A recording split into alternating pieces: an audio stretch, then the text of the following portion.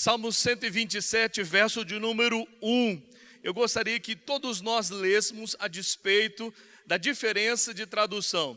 Se o Senhor não edificar a casa, em vão trabalham os que a edificam. Se o Senhor não guardar a cidade, em vão vigia a sentinela. Só os homens.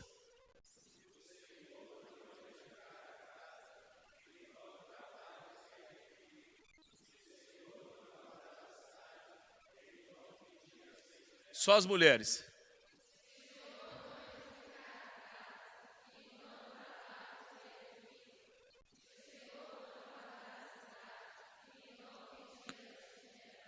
Você está consciente dessa verdade listada nesse texto que nós acabamos de ler?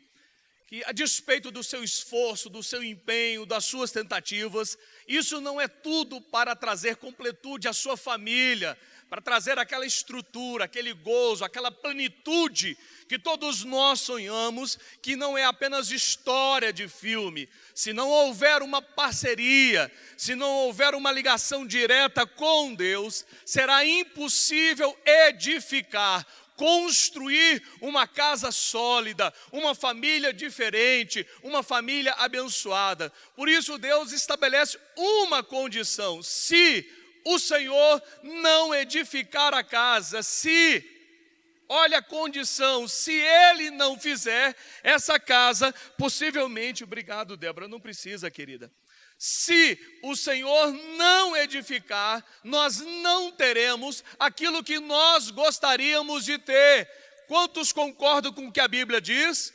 Então existe uma possibilidade de uma família bem estruturada, bem feliz, bem estabelecida, uma vez que esse vínculo é estabelecido com Deus. Não importa a sua situação financeira, socioeconômica, vizinhos, escola, você pode ter todas essas coisas. Se o Senhor não edificar, essa edificação não será bem sucedida. Que fique claro aos ricos, aqueles que acham que não dependem de Deus, que não precisam de Deus. Irmãos, nós não dependemos de Deus apenas para curas, para milagres extraordinários. Até para a edificação da nossa família, Deus precisa estar presente nessa parceria. Ele precisa nos guiar, Ele precisa ir adiante de mim, de você, para que possamos lograr êxito em tudo aquilo que intentarmos. Uma coisa é desenvolver uma situação sem a bênção dele. Outra coisa é desenvolver a mesma situação com a bênção dele. A Bíblia diz: a bênção do Senhor enriquece e com ela não traz desgosto. Ela não está falando que a bênção do seu salário o enriquece, a bênção daquela amizade o enriquece. A bênção do Senhor enriquece e com ela não traz desgosto. Ou seja, nós dependemos de Deus para tudo, inclusive para ter uma família boa e sadia. Por favor, feche os seus olhos. Ore a Deus para que o Espírito Santo lhe traga clareza acerca daquilo que você precisa. É muito importante que você entenda os princípios que a palavra de Deus estabelece para que tenhamos uma família. Pai, nós recorremos mais uma vez à Tua palavra, ao poder do Teu Espírito Santo, esse que é capaz de nos guiar a toda a verdade, de abrir os nossos olhos e o nosso entendimento. Pai, nós dependemos do Senhor, inclusive para ter uma boa família. Não são apenas coisas que fazem dela uma família boa, mas principalmente a presença e os princípios do Senhor dentro de cada uma das pessoas que compõem essa casa. Por isso nós estamos mais um dia na Tua casa, para poder Te bendizer, Te exaltar, Te glorificar e dizer: continuamos dependentes do Senhor, continuamos precisando do Teu amor e das Tuas intervenções diárias em nossas vidas, mesmo naquelas que nós reconhecidamente sabemos que são simples, mas Senhor, até nessas nós queremos que o Senhor esteja envolvido, para que em tudo o Teu nome seja engrandecido e glorificado. Pai, mais uma vez nós queremos queremos te glorificar por estarmos na tua casa para poder bendizer o Senhor e declarar: não há outro Deus além de ti. Recebe o nosso louvor e o nosso tributo sempre. Oramos agradecidos em nome de Jesus, e todo o povo de Deus diga amém. Hoje eu quero falar sobre o projeto de Deus para a família. Nós temos visto tantas coisas, irmãos, e às vezes esquecemos de nos voltar para aquilo que está ligado diretamente às nossas vidas. Porque você pode trabalhar 8, 10 horas por dia, mas o restante dessas outras horas que compõem as 24, geralmente você passa em casa. Então você precisa melhorar o ambiente dessa casa, dessa família, dessa estrutura que Deus está levantando. E é interessante, irmãos, que a palavra casa nesse texto, ela tem um significado não apenas físico ou geográfico. Essa casa é chamada casa-família, isto é, um lugar de comunhão, composto por vários membros, ligados por um relacionamento entre pais e filhos, marido e mulher. Quando você está falando de casa, você está falando dessa estrutura de pessoas, não de uma estrutura física ou geográfica. Quando nós estamos falando de família, nós estamos falando desse relacionamento entre marido e mulher, pais e filhos e vice-versa. Por isso é muito importante permitir que o construtor, o idealizador dessa ideia, da minha vida e da sua vida, esteja misturado dentro desse projeto, faça parte dos detalhes, das nuances dessa família. Quem construiu ou quem está construindo, contratou um engenheiro ou um arquiteto, sabe a dificuldade que é você traçar as linhas que você deseja, a maneira que você quer ver aquele projeto acabado. Gasta tempo, envolve recurso, mas ao final dele, claro que com uma pessoa que estudou para aquilo, que tem formação técnica para aquilo, vai dar um melhor acabamento que se fosse apenas você. E aí as pessoas: pastor, eu não preciso contratar um profissional, eu levo o jeito. Irmão, nós não estamos falando de jeitinho, nós estamos falando de coisas técnicas que eu não sei, você não sabe porque não estudamos.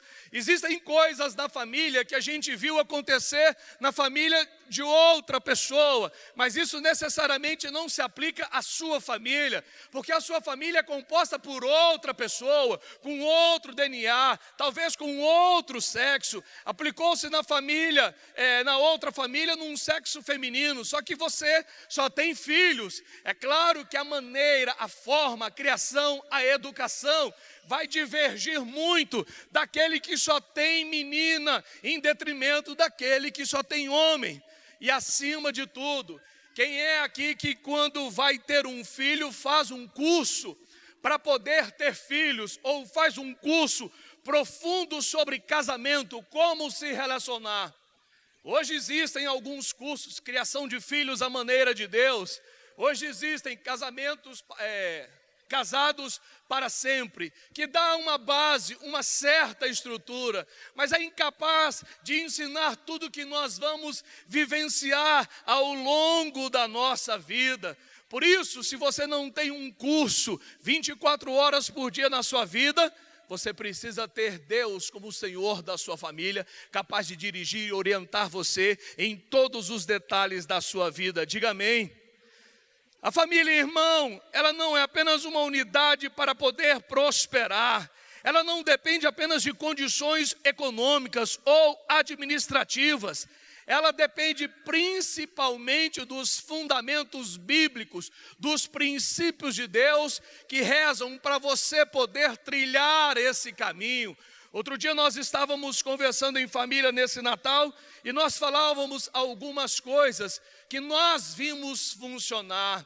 A Bíblia diz, irmãos, disciplina o seu filho quando ele ainda é criança, para que quando for velho, ele não desviará do evangelho.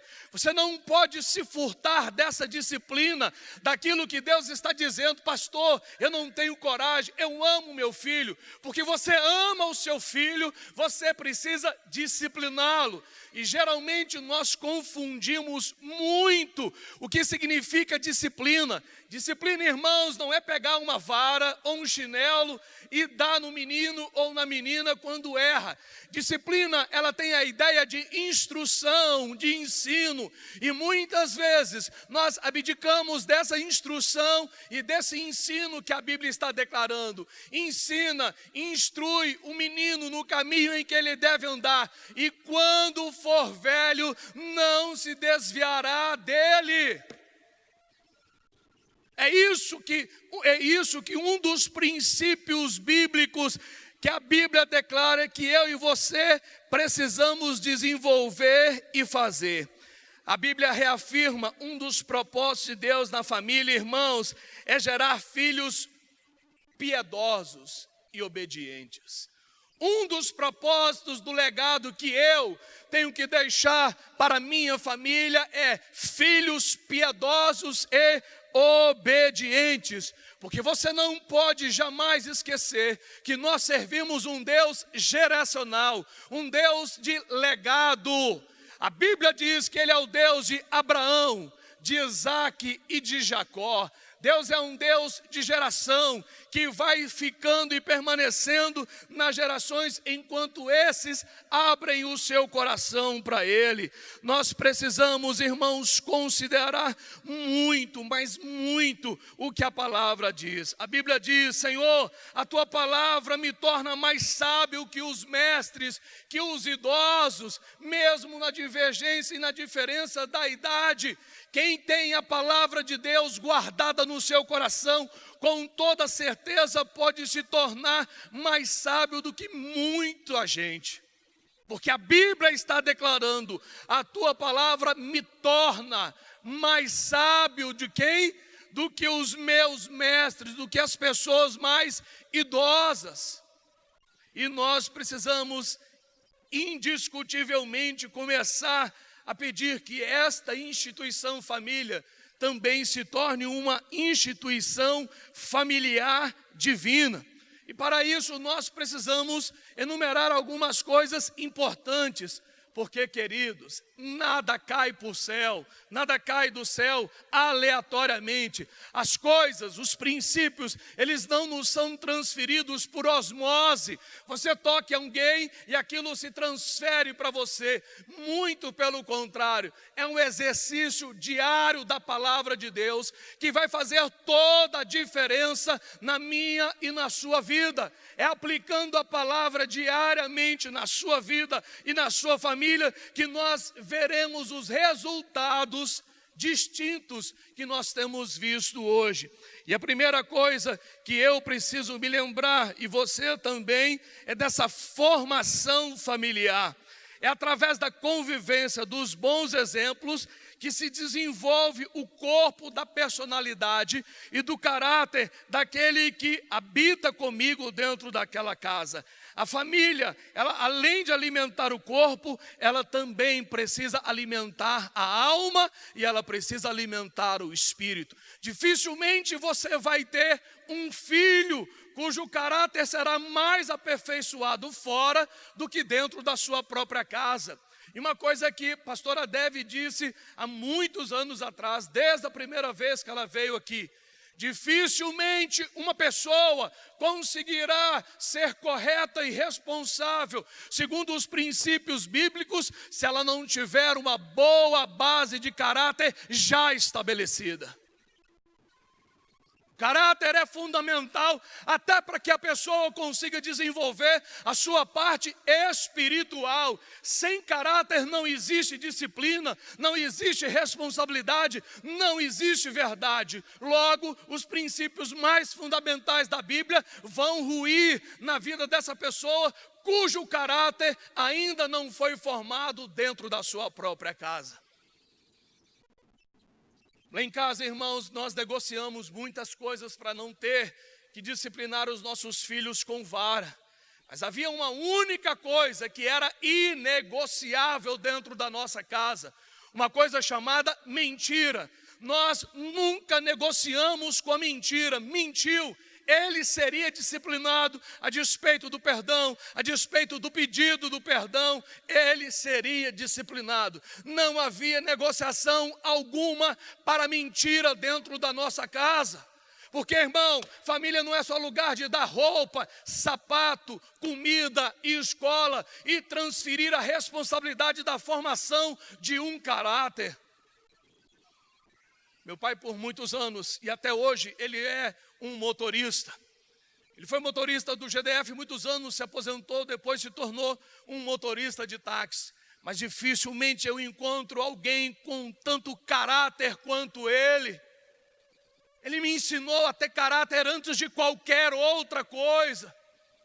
Ele me ensinou a ser responsável com as coisas. Eu cansei de apanhar, porque deixava de cumprir alguns princípios. E olhem, irmãos, meu pai na época não era evangélico, mas tinha caráter, tinha responsabilidade. A gente quer dar tudo de graça, PlayStation, joguinho, roupa, tênis, mas quantos estão gastando tempo formando a base da vida dessa pessoa? Mostrando para ela certo e errado. Esse é o caminho, como diz a Bíblia, andai por ele. Isso você não pode fazer em tempo algum. Cuidado quando você for namorar. Não deixe o seu namorado colocar a mão nas partes íntimas do seu corpo. Se ele fizer isso, termine com ele, saia do lugar. Não faça nada incorreto. Não assista uma coisa indevida. Não minta nunca. Porque lugar de família é lugar de desenvolver essas condições.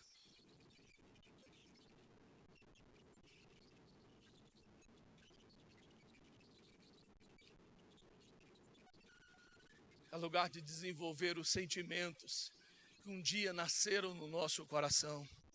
Eles não se desenvolvem naturalmente, irmãos, por si só. Você tem que ser intencional, você tem que criar meios para que o sentimento desenvolva. A Bíblia nos garante uma coisa: o amor jamais acaba. Mas ele pode ficar em terceiro, quarto, quinto plano. E a gente pensa, irmãos, que amor é só dar presentes. Irmão, eu quero fazer uma pausa hoje aqui e falar de uma coisa séria. Talvez você me ridicularize. Talvez você, caramba, o pastor em pleno século XXI está dizendo isso. Meu Deus, parece que o pastor não entende a maneira hoje da comunicação. O WhatsApp, as redes sociais, irmãos, estão infantilizando as pessoas. Estão roubando as pessoas umas das outras. Antigamente você conheceria a intensidade e a intenção do seu interlocutor, ou no telefone ou ao vivo, pela expressão do rosto, pela impostação de voz. Nossa, você faltou à minha festa, você não consegue ver essa verdade naquelas linhas.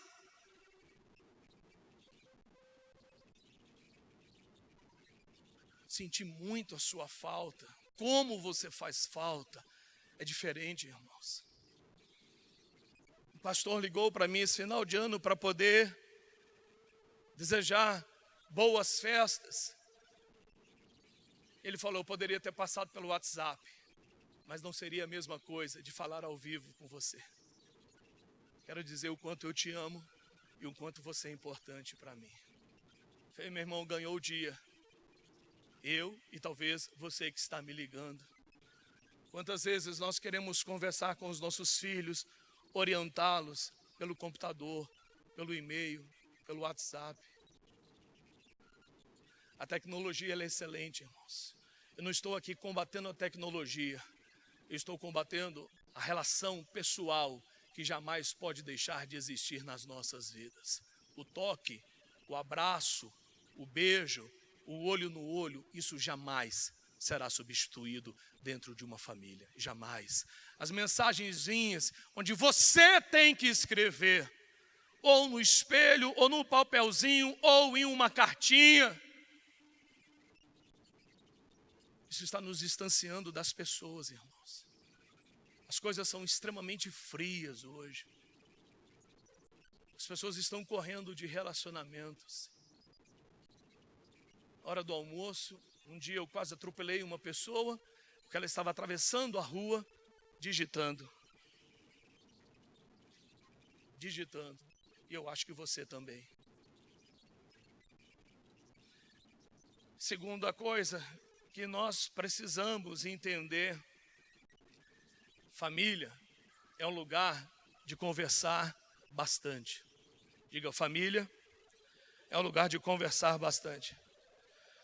É um lugar de dar tempo de qualidade, sem celular, sem joguinho, sem tablet, sem TV. Esses objetos que têm ocupado o lugar das pessoas. É o lugar onde você pode detectar alegria ou tristeza. Você pode detectar sucesso ou fracasso. Você pode falar sobre. É o lugar onde você tem que ter reservado um tempo para poder ouvir alegrias, desafios, tristezas, guerras, inseguranças. Outro dia nós estávamos em casa já nesse final de mês de dezembro. Eu estou vendo minha filha triste, sem conversar. Eu falei, minha filha, o que você tem? Não, nada não. Eu falei, você tem alguma coisa? Não é normal você estar assim. Aí ela começou a chorar. Ai, pai. Aí eu falei, fala, antes de você chorar, fala primeiro, depois você chora, para eu poder entender. Ai, pai, chora daqui. Falei, minha filha, fala. Deixa eu poder te dar um conselho, deixa eu poder entender. Pai, eu estou insegura. Eu falei, já tive insegura em várias áreas. Qual é a sua área? Eu estou insegura em relação a tirar a carteira, porque eu já reprovei outras vezes. Se eu reprovar de novo, você faz a prova de novo. Mas você não pode morrer por causa disso, minha filha. Você é boa em tantas outras coisas. E aí eu declarei, mas você vai passar nessa, em nome de Jesus. Não fique triste por causa de uma carteira de habilitação. Não perca seu tempo, não perca as pessoas que estão ao seu lado por causa de uma tristeza dessa. Pode ter um grande significado para você, mas não esqueça, Deus é maior, nós somos maior e você é maior do que isso. Pai, será que eu vou conseguir? Certeza! E já tem 5 motoristas aqui da igreja que vão ensinar ela, além da autoescola. Pegamos até uma mulher, a Kênia, para não ser só homem. Kênia vai pegar ela e vai ajudar ela a poder treinar, porque na visão de mulher é diferente. Minha esposa diz que não tem a tranquilidade de ensinar, então vai Kênia, que é uma excelente motorista. Kênia pega ela e dá uma voltinha, e ensina dentro da visão da mulher. Porque, irmão, a visão do homem é só, você não viu? Por que você não freou? Falei, minha filha, está cega. Essa é a visão do homem, irmão. Essa é a visão do homem. Quase você bateu, olha o prejuízo. É o que os homens pensam. A mulher, Suzana, devagar, não é assim. Então tem que ter o lado masculino para poder atiçar e tem que ter o lado feminino para poder controlar, amenizar a coisa. E naquele dia nós descobrimos o que estava pesando no coração dela. A insegurança. Estava se aproximando o dia de renovar o curso e ela estava com muito medo. Pastor, que besteira. Para você talvez, que passou de primeira, já dirige, já viaja até de carro. Mas para ela, isso tem sido o calcanhar de Aquiles na vida dela. E todo dia nós temos orado e profetizado, vai conseguir, vai passar. Falei, minha filha, o mais difícil você tem. O que, pai? Um namorado.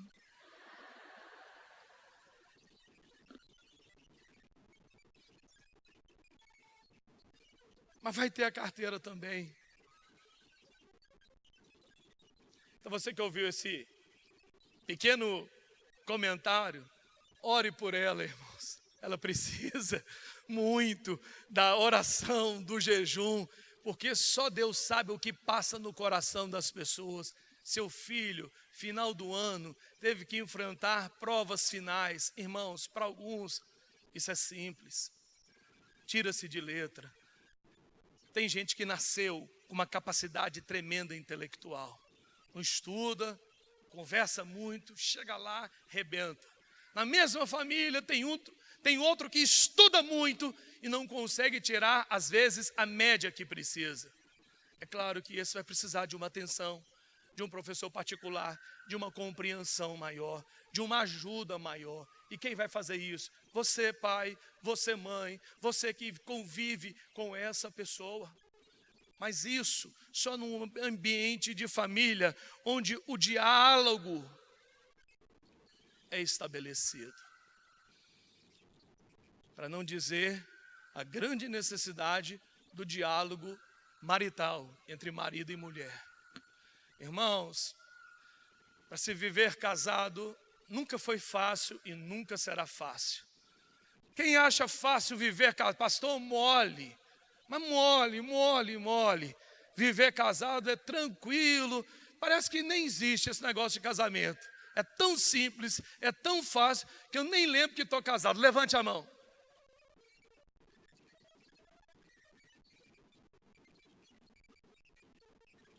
Eu esqueci o nome do senhor aí atrás de cabelo branco.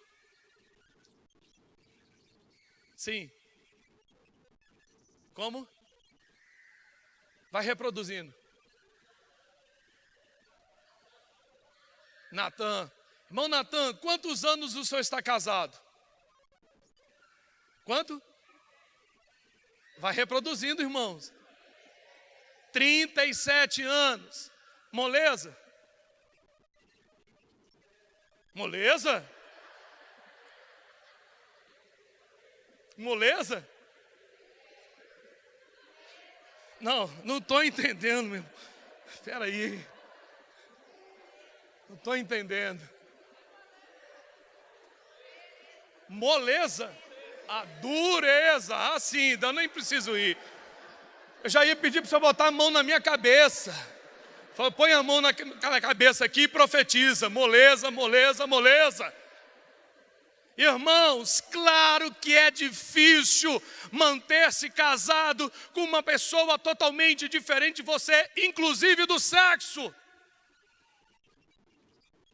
Um homem é extremamente diferente da mulher. Por isso eu quero recomendar a ambos aqui, tanto homens quanto mulheres, leiam livros e você vai ver que não é apenas o seu cônjuge que tem defeito. Não é apenas o seu cônjuge que saiu com aquele problema de fabricação. Muitas pessoas têm os mesmos problemas, sofrem das mesmas coisas, sentem as mesmas dores, têm os mesmos hábitos. Pensa que é só no seu endereço? Pensa que é só na sua casa essa dificuldade? Em toda. Um dia, uma mulher muito abençoada da igreja e, claro, muito ingênua, discutivelmente. Pastora, vocês andam de chinela havaiana em casa? De chinela havaiana. Se eu tivesse ao lado, eu diria, não, irmã. Graças a Deus, nós flutuamos a 10 centímetros do piso. Pastora, a sua casa fica sempre arrumada? Irmão, não passe no domingo.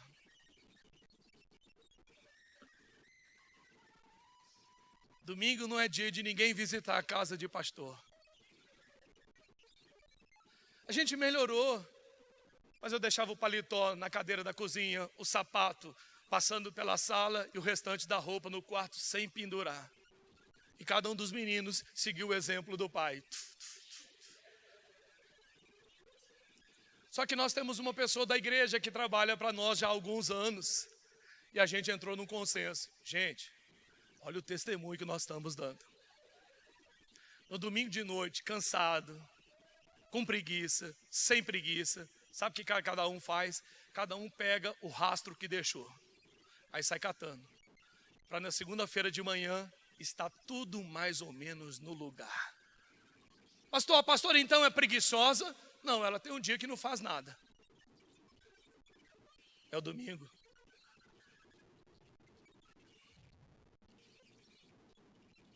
Pastor, você já brigou alguma vez? O que você acha, irmão? Que não, né? Irmão, claro que eu é quem brigo mais com ela do que ela comigo. Mas claro que a gente briga. Claro que existe divergência. Agora a gente está ficando mais velho. Eu já vou fazer quase 50. E ela 40. Eu sei que não parece 10 anos de diferença, mas é. Quase 10 anos de diferença. A gente diminuiu a quantidade de briga. Mas nós não diminuímos a nossa conversa nunca. Nós conversamos sempre. O que pesa no coração dela, o que pesa no meu coração, o que me alegra, o que me entristece. Nós conversamos.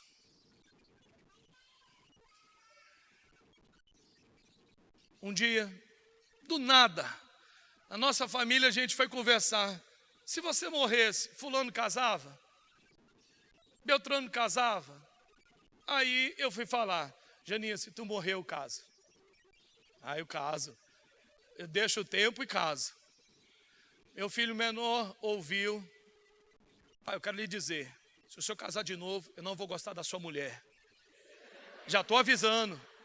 Estou avisando. Falei para ele, meu filho, você vai casar? Claro. Você vai ser o último casado da nossa casa. Quer ver seu pai sozinho? Não, quero ver seu casado com minha mãe. Então oro para que nenhum dos dois morra. Mas estou avisando, eu não vou gostar dela. É melhor orar pela minha esposa para ela não morrer nunca.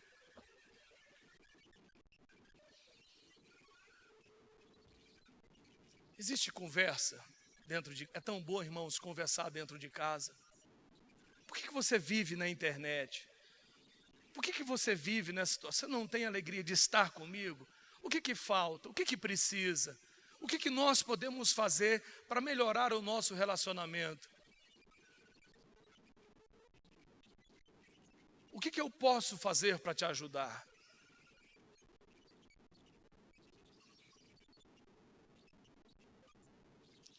Família não é fácil, irmãos, mas nós não vivemos sem ela.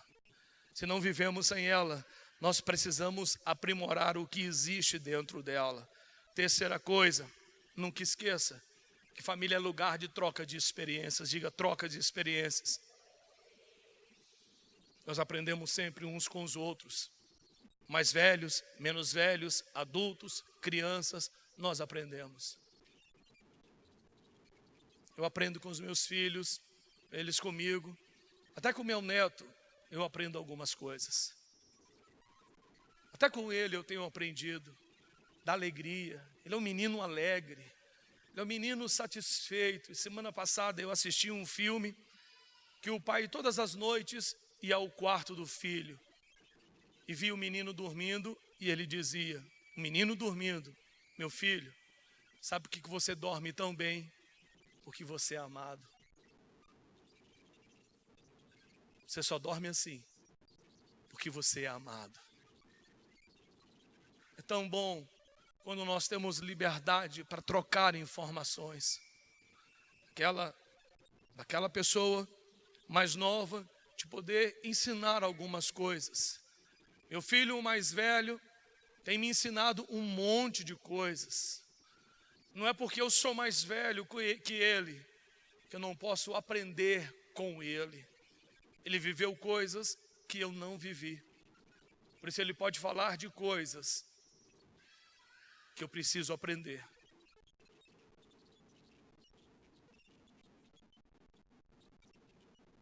Enquanto eu estiver vivo, eu tenho que ter abertura para poder aprender. Eu preciso aprender todo dia, toda hora. Eu tenho que aprender. Eu cansei de dizer aqui e até disse outro dia que foi um erro meu. Eu sempre disse, irmãos, não leve seu neto para a cama, ali não é lugar disso. Outro dia o meu neto estava dormindo junto comigo na minha cama. Mas por que eu dizia isso no passado? porque eu olhava o passado com o olhar daquele tempo que eu estava vivendo. Hoje, eu olho a vida com os olhos da minha idade. E essa semana nós estávamos em família e eu disse muita coisa. Daniel, talvez você tenha sido o que mais sofreu. Não porque eu e sua mãe quiséssemos, mas porque nos faltava maturidade. Nós não tínhamos maturidade. E ele disse, o João foi o mais privilegiado. Talvez, porque nós temos outra maturidade. Nós temos outra estrutura econômica. Nós temos outra informação. Nós temos outro conhecimento. Claro que a diferença da sua idade para a idade do João acomodou-se muita coisa. Você teve um tipo de criação. Nós estávamos naquela tentativa de acerto e erro. Com o João foram mais acertos, porque nós já tínhamos vivido com você e com Suzana. Claro que com ele teria que ter sido diferente.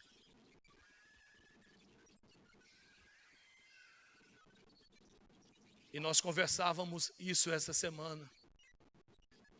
Nos perdoe por aquilo que nós erramos. Nós não queríamos errar, mas erramos porque nos faltava maturidade, conhecimento.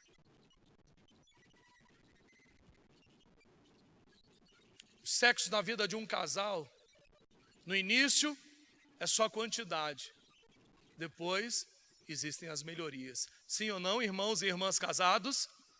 Hã? Você que está com vergonha não precisa nem dizer sim, é só levantar a mão.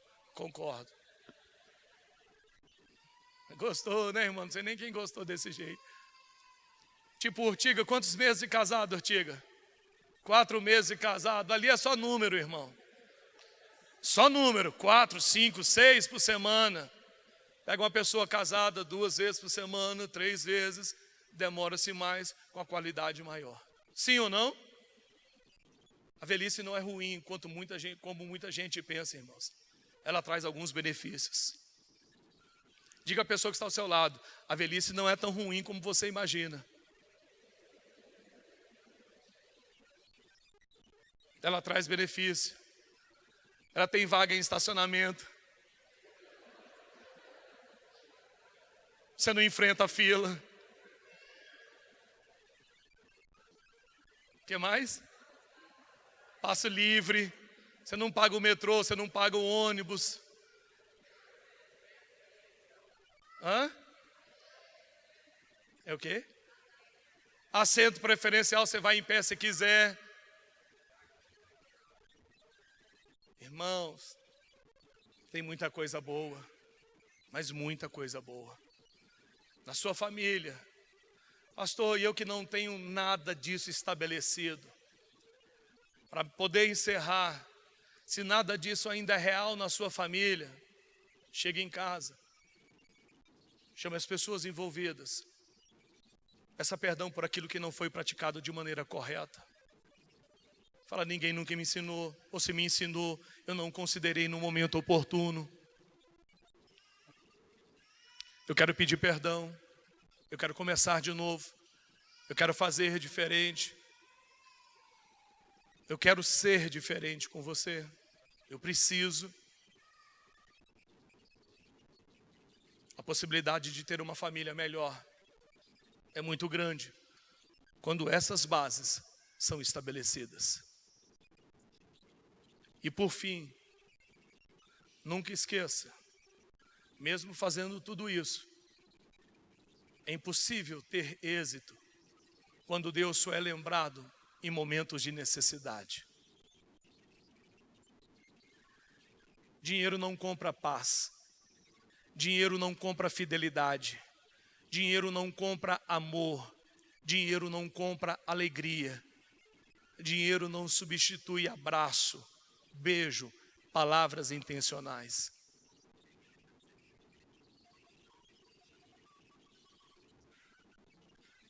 Quer ter uma família? Leve as pessoas à sua casa. Monte uma mesa. Chame as pessoas.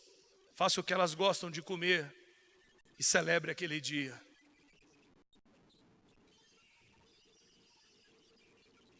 Pastor, o cara casou, a vida é dele. É, irmão, e sua também. Não deveria haver mais alegria do que a família junta, sentada à mesa. Poder comungar daquele tempo e comer daquilo que está posto à mesa. Um dia o irmão da igreja falou, pastor, vamos almoçar? Eu falei, vamos. Só que almoçar onde? Escolha o lugar. Eu falei, querido, a comida deve ser só um meio para a gente estar junto. A gente pode almoçar na esquina. Só para a gente estar junto já está bom. A família deve ser assim também. Se tem condição de tempos em tempos ir num restaurante melhor, vá. Mas a intenção não é usufruir do restaurante, é de estar junto com as pessoas que você ama.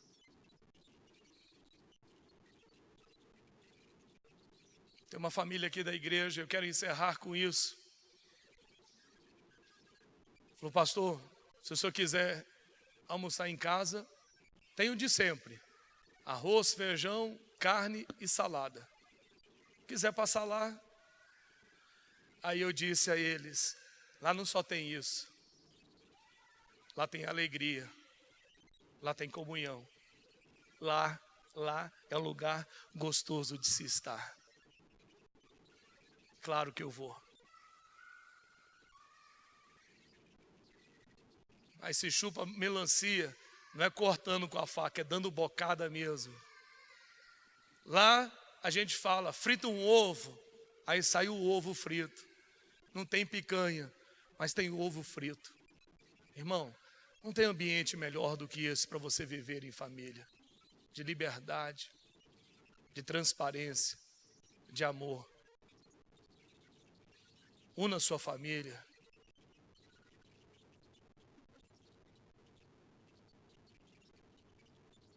A melhor coisa do Natal é um dia depois do Natal, onde você come tudo do dia anterior. Esquenta tudo, fica tudo mais gostoso e todo mundo usufrui talvez mais do que no dia anterior.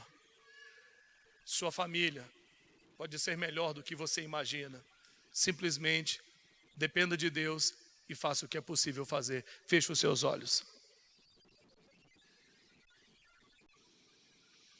Tem família perfeita não, irmãos. Tem família crescendo. Tem família melhorando. Tem família se dedicando. Tem família trabalhando. Tem família querendo o melhor de Deus. Tem família querendo mudar de vida. Tem marido se esforçando para ser melhor para a esposa e vice-versa. Tem pai tentando se ajustar, se acomodar à sua nova tecnologia. Tem gente querendo conversar, mas eu não tive. Tem gente pedindo força a Deus, Senhor, me dá, porque eu nunca recebi do meu pai, mas o meu filho precisa.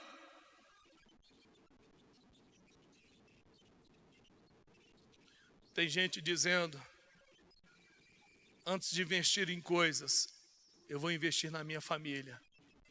Eu vou conversar, vou beijar, eu vou abraçar, eu vou cuidar, eu vou educar, eu vou ensinar, eu vou disciplinar, eu vou orientar, eu vou mostrar o caminho que deve ser seguido.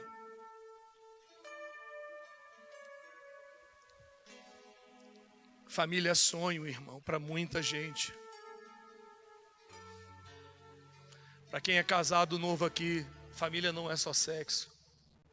Família não é só ir para a lanchonete depois de culto, todos os dias à noite. Ah, se fosse só isso, seria muito fácil viver em família. Família é lugar de dividir sonhos, dificuldades, vitórias, sofrimentos, anseios, medos, inseguranças. É o lugar onde nós mais nos sentimos seguros para poder falar dessas coisas.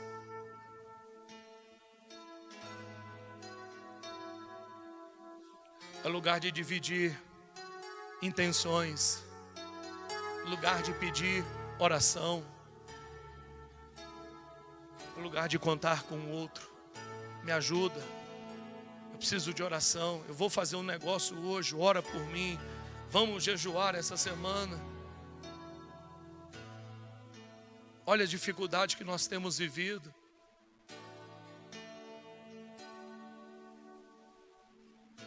Não tem família perfeita. Existem famílias querendo melhorar todos os dias. Eu queria que você continuasse com seus olhos fechados. E você que precisa, falou, pastor, minha família pode melhorar muito. Eu quero começar dando o primeiro passo hoje. Eu quero ser essa bênção independente dos outros. Saia do seu lugar e venha à frente. Eu quero orar por você.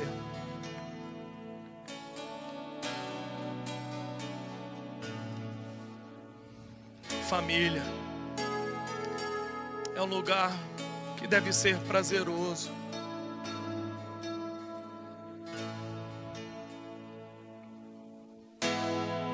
Eu quero muito ter netos que olhem para mim e tenham prazer. Eu tenho alegria na vida do meu avô. Eu quero que minha nora, meu genro olhe para mim. Eu tenho alegria de ter um sogro assim, uma sogra assim. Quero muito. Muito.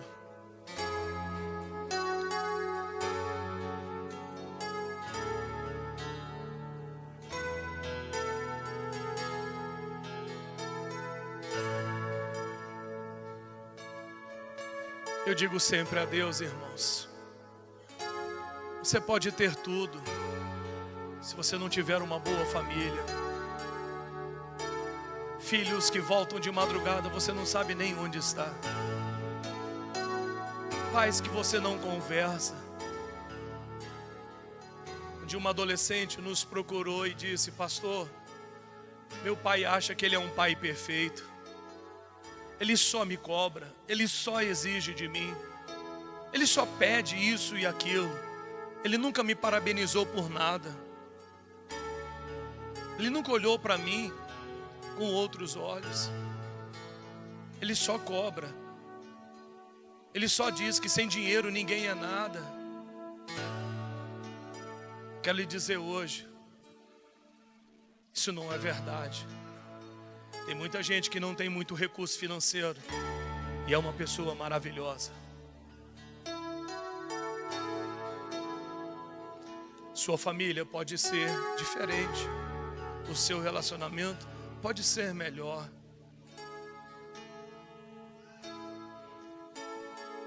Eu queria que você estivesse orando, Senhor, começa em mim, não é no outro não. Começa em mim, em mim, em mim.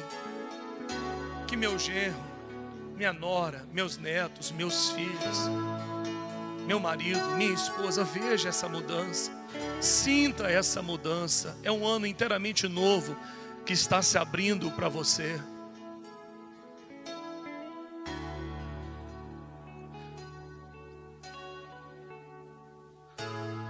Tem um dia que o vento bate forte, irmãos, e a família precisa ter estrutura, condição de permanecer de pé. Talvez o seu filho tenha uma vontade enorme de confessar algo a você, mas sabe, se confessar vai levar uma surra.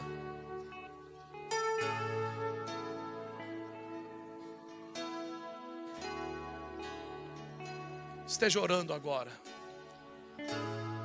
Peça para que o Espírito Santo faça de você uma casa diferente.